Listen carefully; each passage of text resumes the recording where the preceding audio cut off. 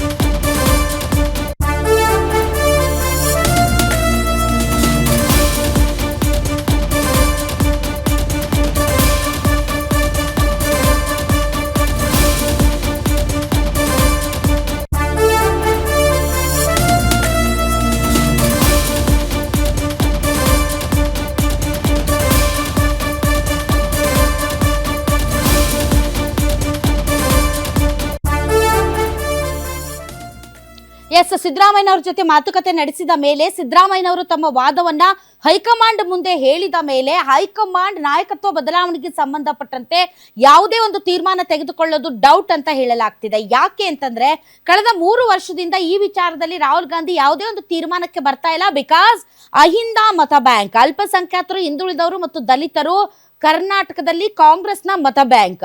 ಈ ಮತ ಬ್ಯಾಂಕ್ ಎಲ್ಲಿ ಅಲುಗಾಡುತ್ತೋ, ಈ ಮತ ಬ್ಯಾಂಕ್ ತಮ್ಮಿಂದ ಹೇಗೆ ಅಥವಾ ಮುಂದಿನ ದಿನಗಳಲ್ಲಿ ದೂರ ಆಗುವಂತಹ ಸಾಧ್ಯತೆಗಳ ಬಗ್ಗೆ ಏನು ಸಿದ್ದರಾಮಯ್ಯನವರು ಮನವರಿಕೆ ಮಾಡಿಕೊಟ್ಟಿದ್ದಾರೆ, ಅದೆಲ್ಲ ಕೇಳಿದ ಮೇಲೆ ರಾಹುಲ್ ಗಾಂಧಿ ಅವರು ಮತ್ತು ಹೈಕಮಾಂಡ್ ನಾಯಕತ್ವ ಬದಲಾವಣೆ ವಿಚಾರದಲ್ಲಿ ಒಂದು ಫರ್ಮ್ ಆದಂತಹ ನಿರ್ಧಾರವನ್ನ ತೆಗೆದುಕೊಳ್ಳೋದಕ್ಕೆ ಹೆಸಿಟೇಟ್ ಮಾಡ್ತಾ ಇದೆ.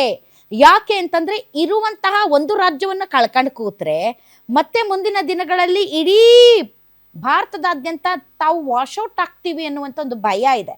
ಹೀಗಾಗಿ ಸಿದ್ದರಾಮಯ್ಯನವರನ್ನ ಕೆಳಗಿಳಿಸಿದರೆ ಆಗಬಹುದಾದಂಥ ಪರಿಣಾಮಗಳ ಬಗ್ಗೆ ಸ್ವತಃ ರಾಹುಲ್ ಗಾಂಧಿ ಅವರಿಗೂ ಗೊತ್ತು ಮತ್ತು ಸಿದ್ದರಾಮಯ್ಯನವರು ಕೂಡ ಹೋಗಿ ಆ ವಿಚಾರದಲ್ಲಿ ಹೈಕಮಾಂಡ್ ಮುಂದೆ ಮನವರಿಕೆ ಮಾಡಿಕೊಟ್ಟಿರೋದ್ರಿಂದ ಡಿ ಕೆ ಶಿವಕುಮಾರ್ ಅವ್ರಿಗೆ ಏನ್ ಹೇಳಿ ಕಳಿಸ್ಬೇಕು ಅನ್ನೋದ್ರ ಬಗ್ಗೆ ಈಗ ವರಿಷ್ಠರಿಗೆ ಸಿಕ್ಕಾಪಟ್ಟೆ ಗೊಂದಲ ಇದೆಯಂತೆ.